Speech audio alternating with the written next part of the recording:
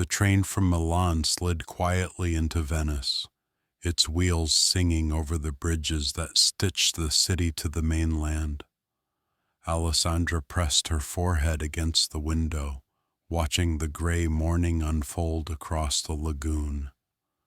Mist drifted low over the water, blurring the horizon where sea and sky became one. It was as if Venice itself refused to be seen too clearly, guarding its secrets beneath the fog. 10 years.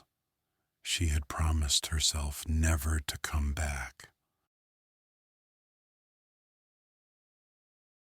Yet here she was, notebook in hand, sent by her editor to write a short human interest piece about the last train before the old railway closed forever. To anyone else, it was just a sentimental headline. To her, it was the echo of a wound that had never healed. She stepped off the train, the damp air clinging to her skin like memory.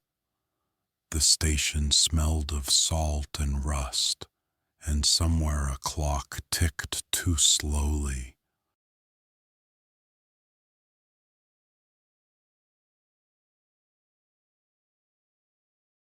Travelers hurried past with umbrellas, but Alessandra walked as if time no longer demanded her obedience.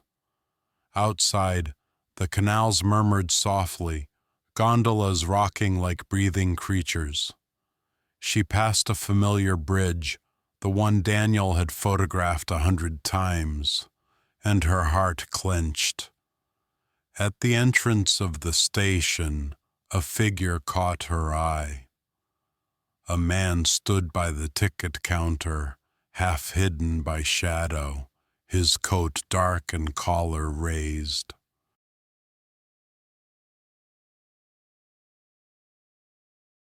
For a fleeting second she thought she knew him, the tilt of his head, the stillness of his stance. But then he turned away, swallowed by the crowd. Alessandra exhaled slowly, realizing she'd been holding her breath. "Just imagination," she whispered, though the ache in her chest said otherwise. The sound of rain began again, soft and endless. The small cafe beside the station hadn't changed. Its sign hung crooked above the door, the paint peeling like old parchment. Inside, the air was thick with the smell of roasted coffee and rain-soaked wool. A handful of travelers sat scattered among the tables, their voices low, their faces lost in the glow of dim yellow lamps. Alessandra removed her coat, shaking off the cold. Behind the counter stood Signora Livia, her silver hair tied in a neat bun, eyes sharp as glass yet softened by kindness. For a moment the woman simply stared at her, as though she were a ghost returning from the past. "Dio mio," Livia murmured. "You came back after all." Alessandra blinked, startled. "You remember me? How could I forget?"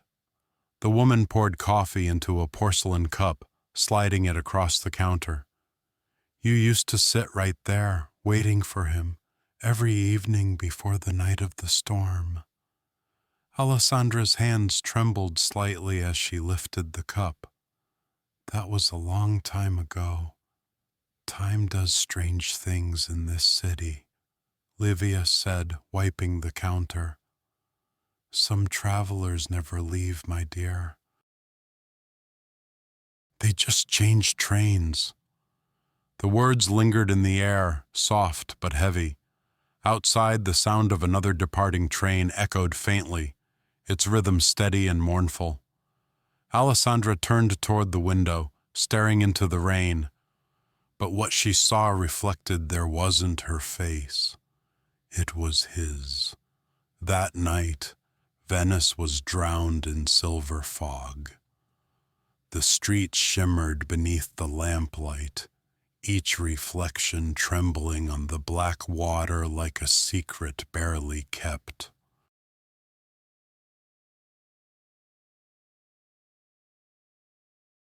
Alessandra walked back to her rented apartment overlooking the canal, a narrow space on the second floor of a decaying building where the walls still carried the scent of salt and candle smoke.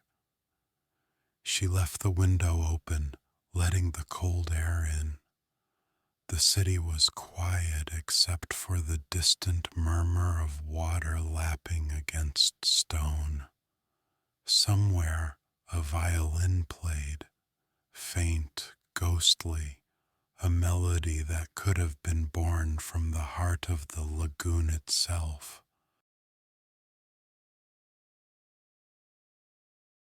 She slipped off her shoes and set her notebook on the small desk. The day had left her exhausted, yet sleep refused to come. She poured herself a glass of red wine, opened her laptop, and stared at the blank screen. The cursor blinked like a pulse. "How do you write about a place that remembers more than you do?" she whispered. Her phone buzzed. A message from her editor. "Don't forget, last train departs tomorrow midnight. Need photos, too." Photos. The word struck her like a stone. Daniel had always said that photographs were proof that time lies. He used to take pictures of everything, bridges, reflections, shadows, but never of himself, except once. She reached for the small wooden box she always carried when she traveled. Inside were fragments of a life she'd buried, 2 train tickets, a pressed white rose, and the single photo of them together, her hair blowing in the wind, his hand cupping her cheek.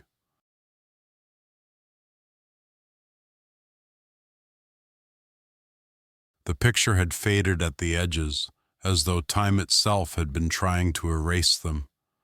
A tear slipped down her cheek. She hadn't cried in years. That's when she heard it. The soft sound of paper sliding beneath her door. She froze. The city was too still for coincidences.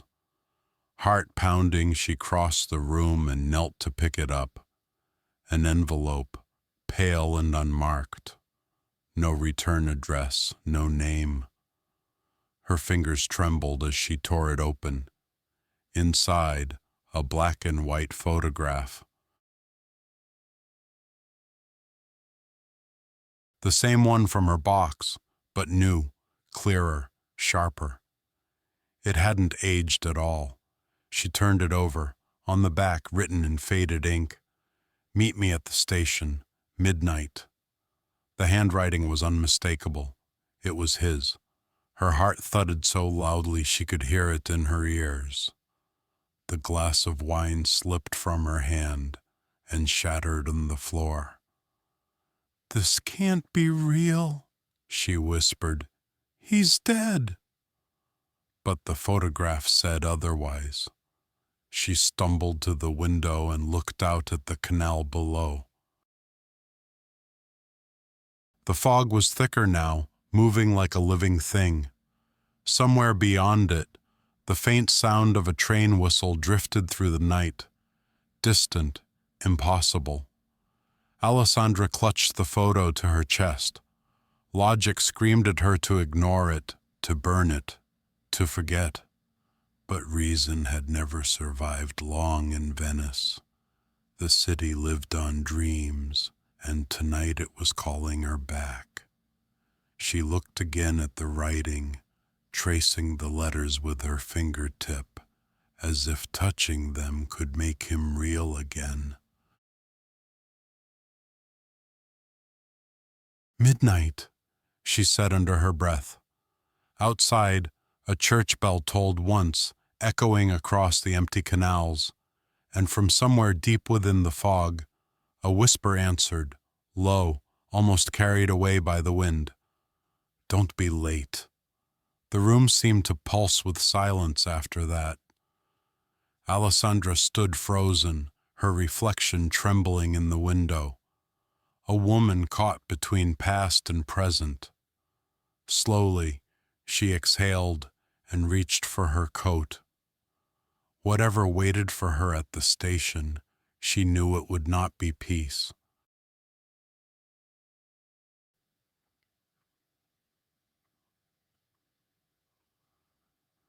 The wind carried the scent of rain as Alessandra walked toward the station, the photograph burning like a secret against her heart.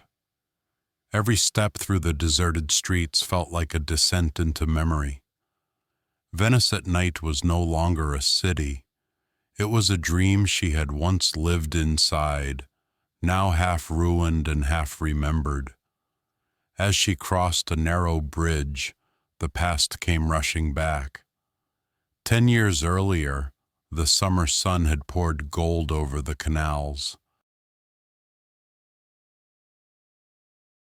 She had been 22, a student of journalism who believed in truth, and he, Daniel Carter, had been the stranger with a camera and a smile that promised the impossible.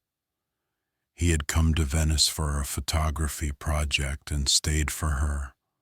Together they wandered the alleys, collecting stories from gondoliers and fishermen, chasing light across the bridges until sunset bled into night.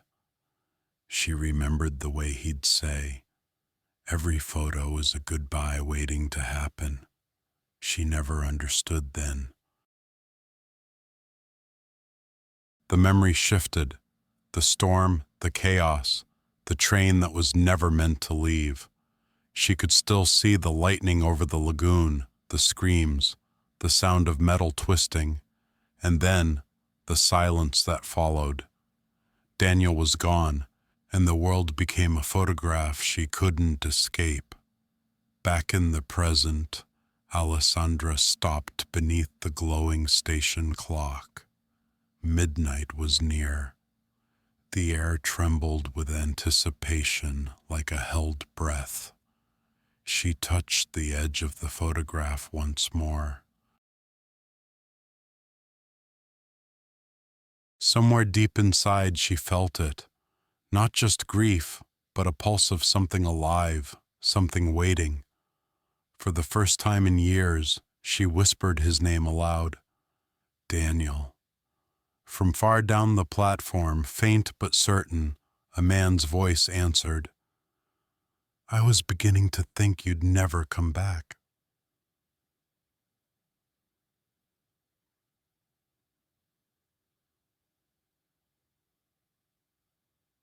The sound of his voice shattered the silence like glass. Alessandra froze, her breath catching as she turned toward the far end of the platform.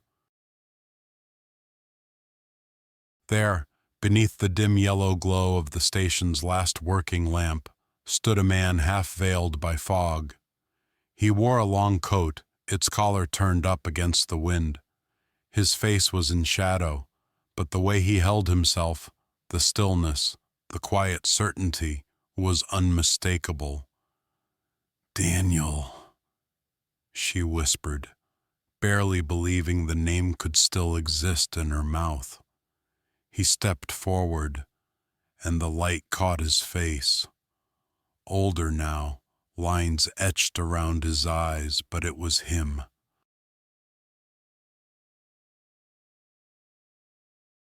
The same gaze that had once seen the whole world through her smile. The same voice that had promised forever before vanishing into storm and metal and fire. Her knees almost gave out. How is this possible? He smiled faintly, though his eyes carried years of sorrow. "It's a long story," he said, "and it's not finished yet." She shook her head, tears threatening to fall. "They said you died. The police, everyone said." "I did, according to them." He let out a breath that was almost a laugh. The crash wasn't an accident, Alessandra. Someone wanted us silenced. Her heart pounded. Silenced? Why? You were writing that article back then, remember? About the corruption in the transport project. You had no idea how deep it went. I found evidence, documents, photos. I was going to meet you that night to tell you everything, but they found me first. He glanced toward the tracks, as if expecting ghosts to rise from the steel. The derailment was their way of erasing the story and me. She took a trembling step closer. And all this time, you were alive, watching me? I couldn't come back. They would have killed you if I had. His voice cracked. I stayed hidden, following your work, waiting for the day the truth could finally travel free. The last train, she murmured, realization dawning. That's why you sent the photograph. Daniel nodded. The archives close tomorrow. Once they seal the records, every trace of what happened disappears. Tonight is the last chance to uncover what was buried. Her anger mingled with grief. You should have trusted me. I did, he said softly, but I couldn't risk your life again. For a long moment, they just stood there, the sound of rain filling the space between them. Then Daniel reached into his coat and pulled out a small camera, the same vintage model she remembered. I kept this, he said, because it still remembers you. She almost laughed, but the tears came instead. The station lights flickered, a distant whistle echoed, and she felt the pull of destiny, gentle yet inescapable. What happens now? She asked. Daniel looked toward the darkness where the tracks vanished into the mist. Now, he said, we take the last train of Venice and finish what we started. As the clock struck midnight, the fog stirred like breath, and somewhere down the line, a single beam of light pierced through the rain.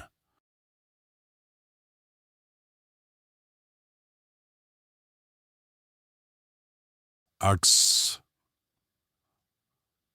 The last train waited at the far end of the platform, a relic of another age, its brass edges dulled, its windows fogged by time. The air smelled of oil, rain, and memory.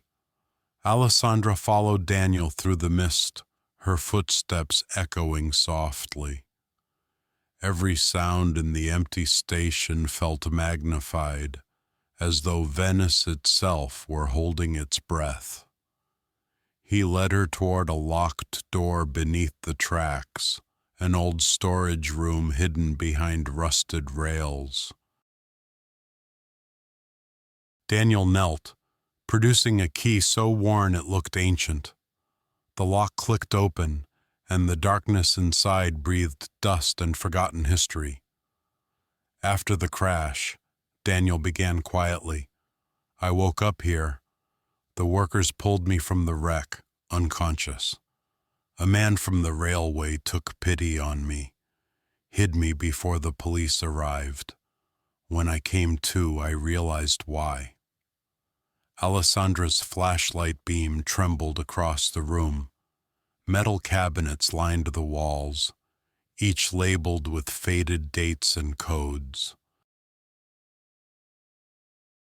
What is this place? She whispered. The archive of the Venetian Transport Authority, he said. Every inspection, every report, every lie. They moved carefully, their light cutting through the shadows. Files spilled from open drawers, water damaged, yet still legible. Daniel stopped at a metal box and opened it with both hands. Inside were dozens of photographs and documents stamped Riservato.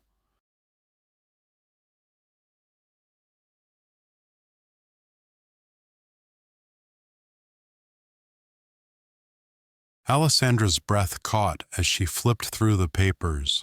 Forged maintenance records, payment receipts, and letters between officials and contractors. They faked the inspections, she said. The bridges, the lines, all unsafe. They covered it up for years. Daniel nodded grimly. And when you started writing that expose, someone panicked. The derailment wasn't an accident. It was a message. She stared at him, horror sinking in. They killed those people to silence us. He looked away.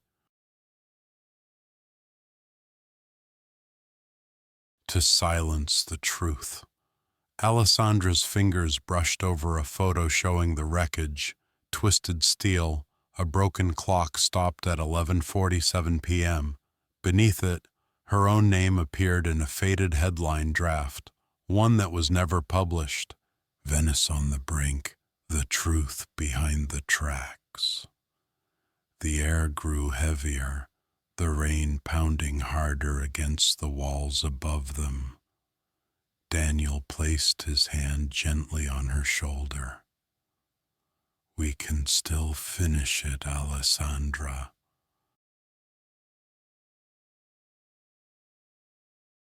The documents, the evidence. We take it, and we leave before dawn.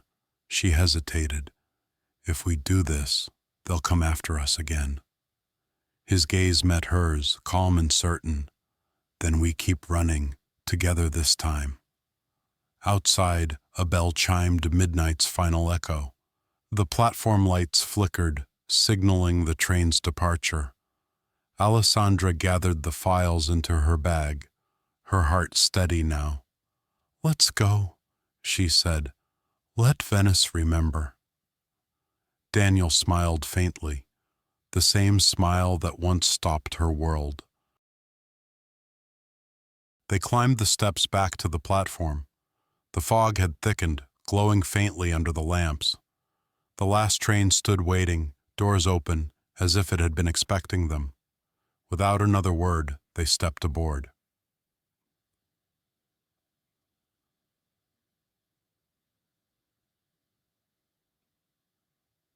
The train groaned softly as it began to move, its wheels singing against the tracks like a low requiem.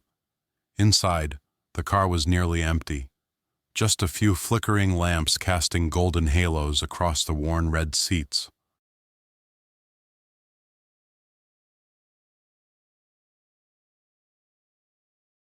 Alessandra and Daniel sat facing each other, the stolen files between them like a fragile bridge. Through the window, Venice drifted past in fragments, blurred reflections, the ripple of canals, faint silhouettes of bridges they once crossed together. The city seemed to dissolve behind them, piece by piece, until it became nothing more than a shimmer of light in the fog. For a long time, neither spoke. The rhythm of the train filled the silence, steady and hypnotic. I used to dream about this, Alessandra said at last, her voice soft. The two of us on a train, leaving everything behind. Except in my dreams, it was daylight. Daniel's lips curved faintly. Maybe the night suits us better. It hides what we've lost. She looked down at the files, then at him. You could have come back. You could have told me you were alive. He exhaled, pain flickering behind his eyes. Every day I wanted to, but you were being watched. I thought disappearing would protect you. I didn't realize it would destroy you instead. Alessandra's throat tightened. You don't get to decide what destroys me. The words hung in the air, sharper than she intended. Daniel looked away, nodding once. You're right. The train passed over the Grand Canal. The lights of Venice rippled beneath them, gold on black water, beautiful and fleeting. I loved you, she said quietly. I still do, but love doesn't erase the years between us. He met her gaze, eyes dark and glistening. Then let it remember them, every mistake, every silence. Let it be what it was always meant to be, a story that refused to end. A sudden tremor shook the train, and she instinctively reached for him. Their hands met, cold, trembling, but real. Maybe this is our ending, she whispered. Daniel smiled sadly. Or maybe it's just another station. Outside, dawn began to bleed faintly into the horizon, turning the fog into silver. Alessandra rested her head against the window, feeling the rhythm of the rails beneath her. Constant, certain. She turned to him one last time. When we stop, what then? He reached into his coat and handed her a small memory card. You publish the truth, whether I'm beside you or not. Tears blurred her vision. She took the card, her fingers brushing his. You'll be there. He smiled. In every word.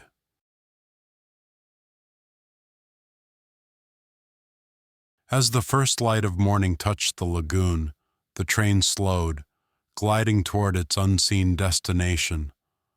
The past, the lies, the love, all of it seemed to merge into the sound of the rails. For the first time, Alessandra felt no fear of the end, because this time she wasn't running from it.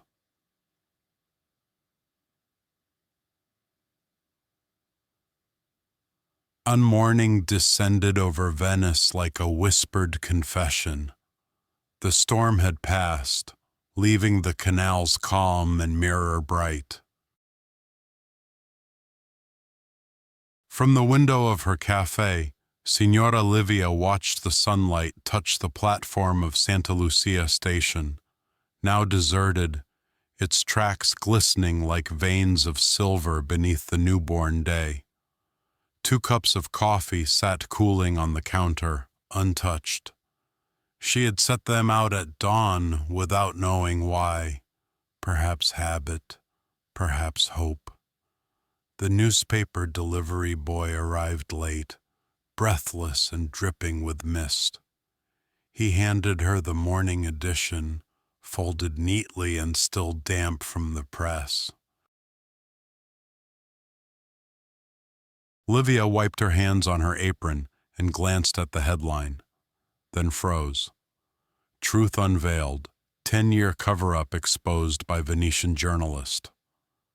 Beneath it, a small photo, grainy yet unmistakable. Alessandra Moretti stepping off a train, clutching a stack of documents, her eyes bright with exhaustion and something like peace. Beside her, a man half turned from the camera, his hand resting lightly on her shoulder. Livia smiled faintly. Ah, so it was never just a story, she murmured. She placed the paper on the counter and looked out toward the tracks. The platform shimmered in the distance, bathed in the pale gold of morning. The last train had already departed hours ago, or so they said. Yet as she watched, she could have sworn she heard it again. The faint hum of an engine, the soft whistle of departure echoing through the air. It was impossible, of course. The line had been decommissioned at midnight. The rails were closed, sealed, lifeless. Still, Livia listened. The sound lingered, faint but certain, a train gliding through time itself. She walked to the door of her cafe, the bell above it chiming gently. The city outside was waking, merchants opening shutters, gondoliers calling to one another, the scent of bread rising from distant ovens. But beneath it all, she could feel something else, a pulse, a rhythm, as though Venice itself remembered what had happened that night.